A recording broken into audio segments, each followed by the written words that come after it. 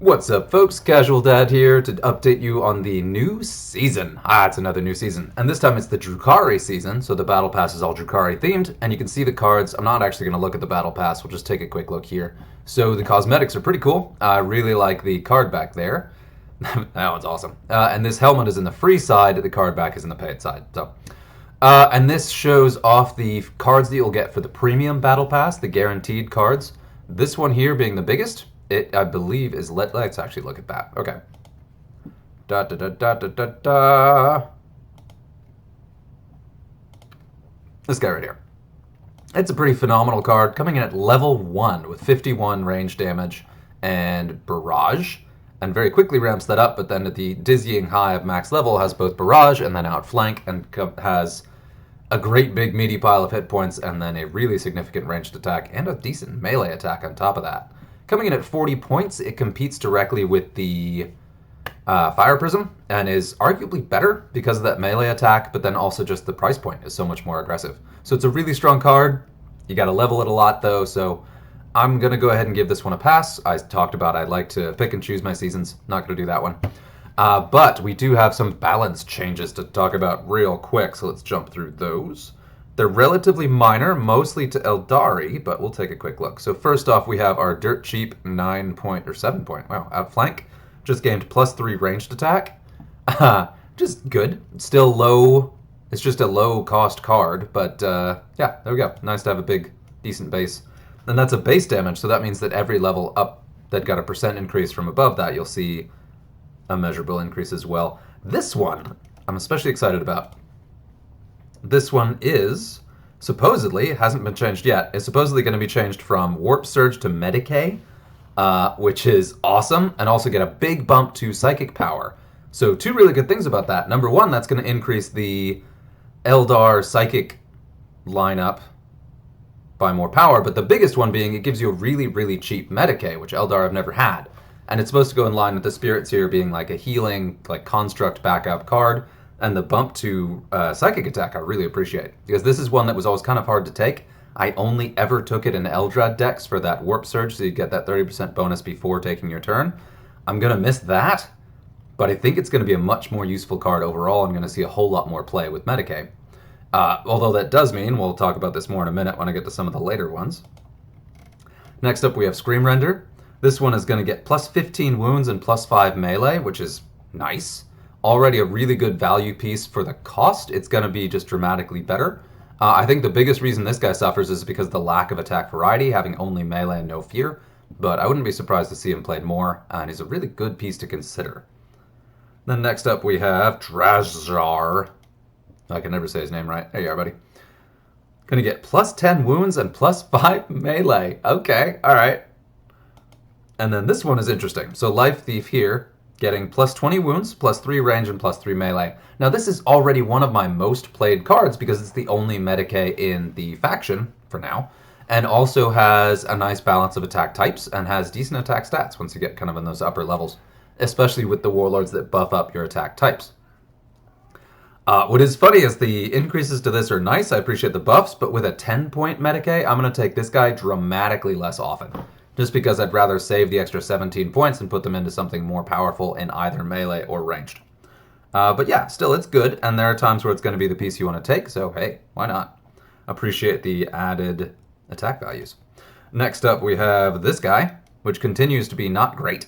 I almost never took this guy. He's changed around traits all the time, changed around cost all the time. One day we'll find a good place in my decks, but I think this still isn't it.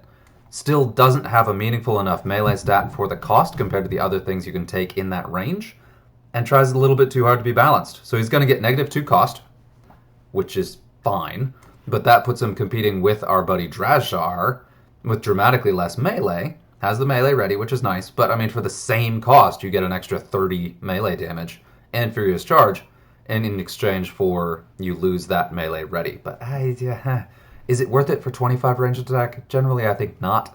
I'd love to hear people disagree, but I expect this guy to still see a low play rate, just because he doesn't have his own slot, really, aside from being common and leveling up quickly, which is good, and that is something that's good for him. So he's certainly one to watch out for, but in terms of the total card pool, Next up, we have Deliquescence, the Pain Engine, which is a card I really enjoy, but is so expensive. So he's getting plus 11 range and plus 11 melee, which is a big buff, which is cool. But still, he has such a high cost, he's very difficult to justify. And Poison is really powerful, but it feels weird to take this expensive of a card for Poison. I know it's thematic, it's in line with what the thing does, but yeah, it still just is such a big squishy target for Big Game Hunter, and it's got a slow trait on a very hefty chassis. So it's, yeah, we'll see if that gets taken too. Very good if it ends up going up against a fear card, but otherwise, yeah. Let's see, Necrons get a pass. Tau, this is an interesting one. Our dirt cheap target acquired is going to get even dirt cheaper. He's getting -1 cost to go from 8 to 7, which is small but meaningful considering his base was already 8, and will help kind of squeeze him into more decks, which is interesting, and compete more directly with some of the other drones. I personally use target acquired a lot in Tau. I know it's less favored than Taunt, but I personally get more value out of it. So that is cool. Next up, we have Servants of the Emperor. Always mix those two up. Jumping to the Walker. Where are you, buddy? This guy. This thing is going to get plus 15 melee. I only have level 2, so that's why I don't run it, but yeah, sure. Plus 15 base melee is really nice. It comes in at a high cost point to have such a low melee attack stat, even at high level, so it's kind of awkwardly statted. But yeah, we'll see where that goes. Ooh, yeah, this one. Whoa, yeah. This guy going to get plus 10 base range damage, which also is really cool, because that... The 60 is good, like his base range is good, it's fine, but it doesn't compete aggressively with the other pieces you could take. He's got a better balance of having both that melee and that ranged and high hit points, but he pays for it with being very expensive. So, you know, it's fine. And then, let's see, Space Marines, this is another funny one. Space Marines, this guy, ooh, he should be right here on the screen, where are you, buddy? This guy. Always felt like kind of an odd duck. He's got both attack types, and they're not bad attack types, and has Big Game Hunter at a decent price point and good hit points. He's getting plus 10 wounds, plus 5 range, and plus 5 melee. Very nice. The reason I don't take this guy is he doesn't do any one thing particularly well, which is I know is very Space Marines, but he just never jumps out to me as the piece I want to take, because I already have really good Big Game Hunter in melee or ranged, and usually I'm running a deck that's themed for either one of those, not both. Still, he's a Dark Angel. Of course, his ability and his stats combo really well with Azrael, so he's certainly worth considering. But not for me until I get him higher level. And then also the Nemesis Dread Knight. This is also another awkward one where he comes in extremely expensive for what he brings, and his trait is being changed from Furious Charge to Big Game Hunter, and he's going to get plus 5 attack in each individual stat, which is good. A little ramp up in his attack values is really going to help. I will personally miss the Furious Charge, but Big Game Hunter does help him go up against bigger targets, which is one of the things he kind of wants to do. Because if you just have this guy stomping squishies, he's really not making up his cost. So, interesting. We'll see if that gets him more play time. And especially that could sort of change what you do with your... Oh, what's his face? Voldus decks. Because you really want to run your Grey Knights with Voldus, and this guy is very tempting at that point. Next up we have Chaos with another couple changes. Chaos we are going to see... I'll start at the bottom because I'm here. This guy is going to get plus 30 wounds, which is nice. I've only got the level 2, but he's a really beefy piece with that melee inspiring presence, which I really, really like and want to use, but he does have fairly low hit points, so we're going to see that bumped up considerably, whereas base wounds are going to go up by 30, and that's going to also increase his max ones as well dramatically, so that's cool. Next up we have one that I always like to use, but he never stands out quite enough, and that's why he's getting a buff. Where are you, buddy? Should be right here. What am I looking at? There he is. Horticulus Slimax. Always one of those funny ones just because I love the model. It's so weird. He's getting plus 10 melee. Now, being a pure melee character with that regen, I really want to run him and will more every time he gets a buff. We'll see if it works out. He already has phenomenal hit points and max level regen for the cost. He just has a low melee stats. Going from that base going up by 10 is going to dramatically increase his higher level melee, and may see him in more of my decks. We'll see. And then last up in Chaos, we have Ican the Shriven, the 5-point new cultist. And it is funny, I feel like a lot of these cards aren't seeing play because most players have very low-level copies of them, if at all.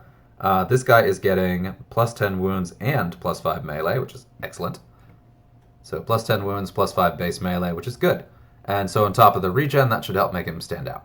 So I think we're seeing a drive towards a very regen melee heavy chaos push to see if people will play that a little bit more. So that is one of the places where chaos really shines, is they have a ton of regen cards that shine in melee. So I'd be curious to see where that goes. Next up, we have orcs. Orcs, we have this guy. This guy. Has Furious Charge. He's going to get -1 cost to 31, and then plus 5 melee. Now he's fine. I actually see this guy played a lot. I don't know. I don't really see him played very often. Again, he's fairly new, so it may just be a level question, but maybe not. I don't know. He's rarely one that I reach for just because I have better options right above and below that cost that I personally prefer, so yeah, we'll see. Tyranids, no changes. Leagues Votann, no changes. And that is it, y'all. That is your update for the season. Welcome to the new season. Let's join this battle. I'm going to go ahead and collect these rewards and see what I get while I've got this recording going, and then we'll stop. And just to talk through it, this season I'm planning to rank up with Tau, Necrons, just to try it again, and then Eldar, because they just got the change, and Tyranids, because I missed them. And I already got my first rank rewards for this. It was good. I got a couple legendaries I wasn't expecting, which was really nice. Got level 2 of both Bjorn and that Super Votann tank that I just got in the PvP campaign, which is awesome. Oh, that is fine. Didn't get any legendaries, but still some really good epics and ones that I really want to bump up just a little bit. These two in particular, I really want to get this guy a little higher, and this guy, I want that Death Blow really badly because that completely transforms the card. So I want that level 9. So this is really nice. Still a ways away from it, but that's fine. Nowhere close on that. Nowhere close. Well, closer on that. Yeah, that's a major bump considering when I play him entirely with Psychers with that Inspiring Presence. He hits like an absolute truck. So that's exciting. Excuse me. But cool. All right, that was it. Appreciate the time. Good luck out there.